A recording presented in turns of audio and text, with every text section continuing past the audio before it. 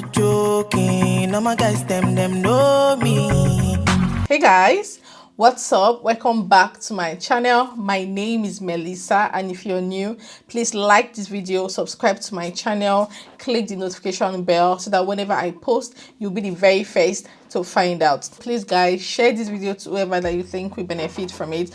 Actually, this video is an impromptu video. It's not a video that I even have in my content list for this month. I didn't even plan on making this video, but at this point it is very imperative that I come out here to make this video, to talk about it, even though I don't even know if this video is going to be monetized, because sometimes YouTube don't really like things like this, don't like strong words like this, but whatever, what has to be done has to be done. Today I'm just going to be addressing my fellow immigrants. I'm an immigrant living in the UK with my family, and I think I'm kind of in a not best position, but in a very good position to really talk about these guys, because we have a lot of immigrants trooping into the UK. So many more will come, and it's just very important that we as immigrants living in the UK, we all need to prioritize our health. We all need to put ourselves first. My mantra is nobody is indispensable. Like in anything I do, I always put it at the back of my mind that Melissa,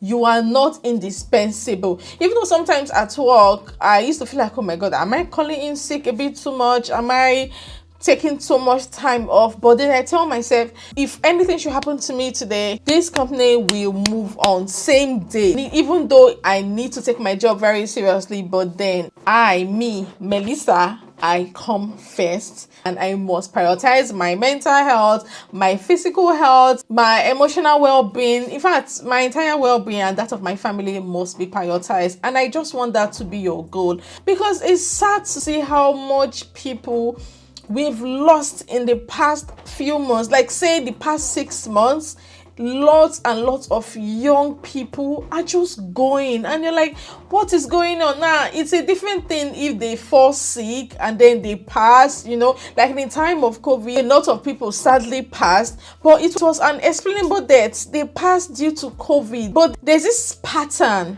this sequence of people slumping and passing, and you're like, what is going on? Somebody will just slump, and then they'll ring ambulance or they'll perform CPR and everything, take them to the hospital, and then they pass there. Or some will be on life support and then they pass there. I came out here to say this some time ago. I don't know her personally, but it was on so many people's status. On their status, they were all posting this particular lady. From what they said, she slumped in her kitchen, and the husband came back from work and met her there, and she was confirmed dead. And this is just one of many. The other man, he came a day after moving to the UK, and he died peacefully in his sleep. Another guy, his own was so painful. A physiotherapist, even finished from my school, a PhD student here, and he passed. Just a young guy in his prime, about to get married, I heard. Same thing, slumping and passing, and you're like, what is going on? When that happened, someone came out here to talk about it. I'm just going to read out what they posted. So we have 3 bodies of promising young Nigerians in the UK waiting to be buried. All arrived less than 2 years ago. According to her, she lost it on Monday when she got called to the hospital for another in HDU. I saw him yesterday. Nigeria must work. If you've been here longer, please support the new ones. Assist them with the transition. It's not easy. To the new Japan, don't joke with your health. Monitor your blood pressures. Take breaks as necessary. Use supplements. Life abroad is a marathon, not sprint. Pray along and stay humble. Stress kills. Overworking kills. Join a community. Ask for help.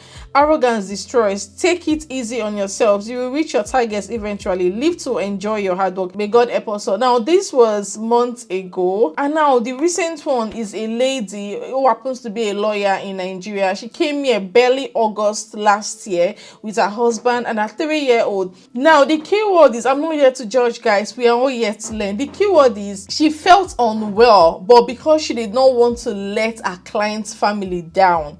Do you understand? She felt unwell and she didn't want to let her clients, that feeling of, they already know I'm working, I don't want to cancel my shifts, I just have to do it.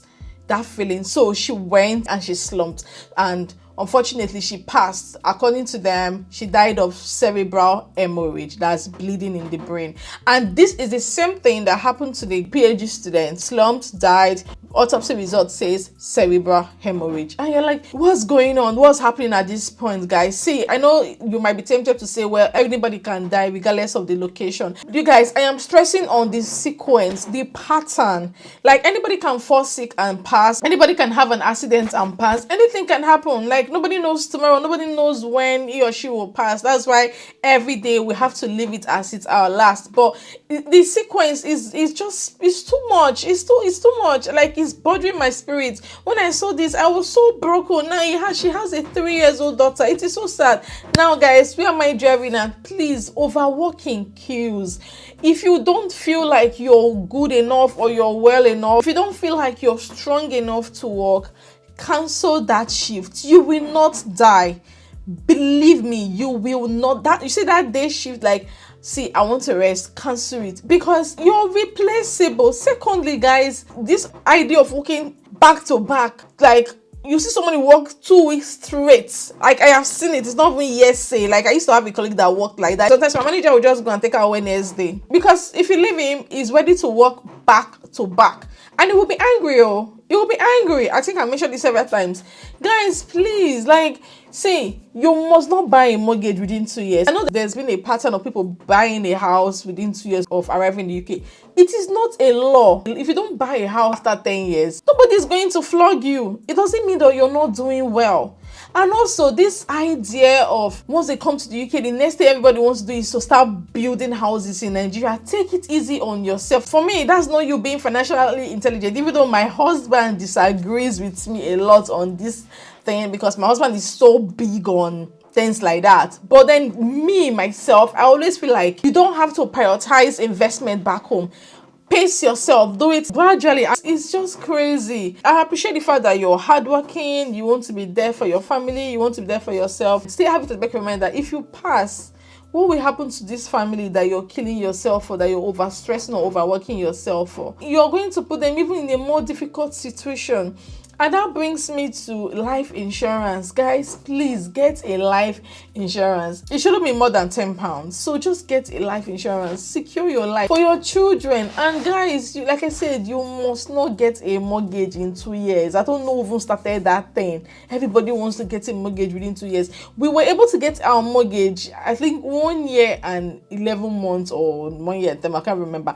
But that was because we didn't even plan so much. Like I've told you guys, the main drive was for me to even go to school as an international student. So that was what my husband was working towards. And then I changed my mind. And then that money, we're like, okay, the money cannot just be sitting pretty in my account. We just use it to buy a house. So he didn't even have to work or kill himself like, this mortgage, we must buy it, we must buy it, we must do it. Like, do you understand? So I'm just trying to say that pace yourself, very important. I'm not a counselor, I'm not a therapist, but it's just important that I say this. Then another very important thing is, guys, how often do you check yourself? I remember when I came to this UK and I heard that healthcare was free. I know people will still come and attack me now if I say healthcare is free, but whatever it is, it's free.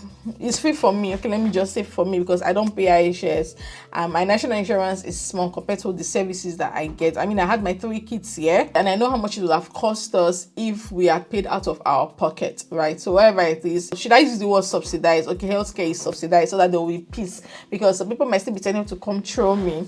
So I remember when I heard it was subsidized, I had to go for a full body check. That was why I told them, please check my body, check everything, and it was fine. Recently, you guys, if you've been following my vlogs, I always tell you guys that I am always tired. Like, I am always tired. Tiredness has been my second name, and I was really scared though. I went, they checked, they said it's probably stress, I need to be resting more. It was still too much. Like, I'm like, how can I just do small thing? Or is it that I'm not healthy? I started working out, started eating healthy. Yeah, the tiredness is still there. Then I went there, I told them to please just do a general check. Everything, I've forgotten what they called it. I've forgotten the name. But they checked everything, my liver, my kidney, full blood count, blood test, they call it blood test. They check, I told them just check everything, and it came back saying that my vitamin D is very low. So right now I'm taking a very high milligram of vitamin D, not the normal daily dose, and it's helping me. So you guys, take advantage of things like this, please. I know it's very rare. Nigerians, really Nigerians, we don't like going to the hospital.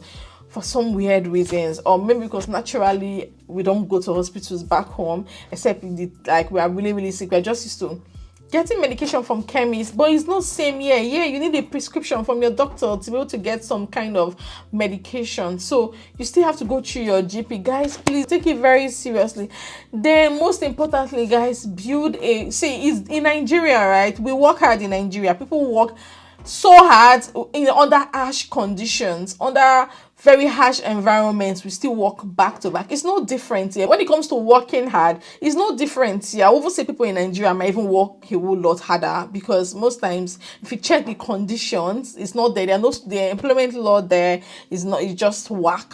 But yeah, you're working hard and you're still being protected. But you know the main difference? In Nigeria, when you close from work, you come out, you're meeting people, you see people on the road, you board a bus people, you come down, you're seeing people, music is playing, you go to your house, sometimes there's a neighbor there saying, oh, welcome, or you enter your house. Sometimes you might even go to your neighbor's house to chill. People will just have a drink or just have a conversation. You know, there are children playing everywhere. The whole environment is already helping your mental health, in the sense that even though too much of everything is bad sometimes, but I'm just trying to say that there's just that community in Nigeria, if you get what I mean. Your family is not far away from you. You can even go to your family house. If you live with your nuclear family, you can go see your parents. It's just that social interaction, and it helps our mental health, whether you like it or not.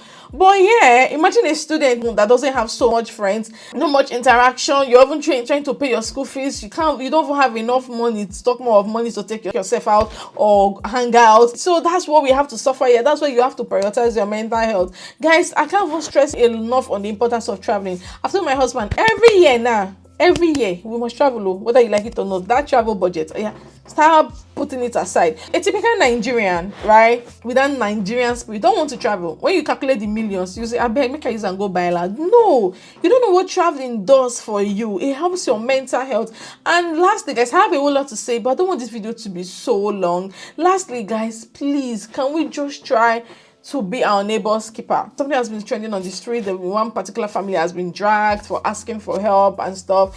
And I'm like, God forbid, this family should pass, or hear that this person collapsed because he or she was stressing, because they were stressing themselves. They didn't want to come out, just had to kill themselves, like with work, or maybe they because they're unable to meet up, maybe mental health issue, depression, or somebody slumps and die, or just something because of this inability to be able to raise funds to renew visas. It's still the world that would judge them for not coming out. So please, no matter where you find yourself, ask for help, seek for help. See, be shameless about it. I'm telling you. See, guys, we just got our indefinite leave to remain, and I told you guys how much we paid. Do you know what it took us to cough out that money? And we don't have school fees to pay. Now imagine a family that is paying school fees and still having to cough out money for immigration. Like, guys, it is hard. In any condition you find yourself, if you can help your fellow immigrants, please help. If you're in need and you have a community that can help you, please don't die. Come out and help. Let's be one community. Yes, we live in different cities, different towns, but let's be kind to one another. Let's offer help to one another. If you know someone that is in need, needs help, just help. And you, if you're in need, speak out. Life not supposed hard like that. So honestly, life not supposed hard. I wish everybody the best. But immigrants, please prioritize your mental health. It's key. Don't joke with it. And always remember that you are not indispensable. No job is worth killing yourself for. Guys, thank you so much for watching this video, and I hope you've been able to learn a thing or two. And yeah, thank you for watching this video, and I will see you all in my next one. Bye guys.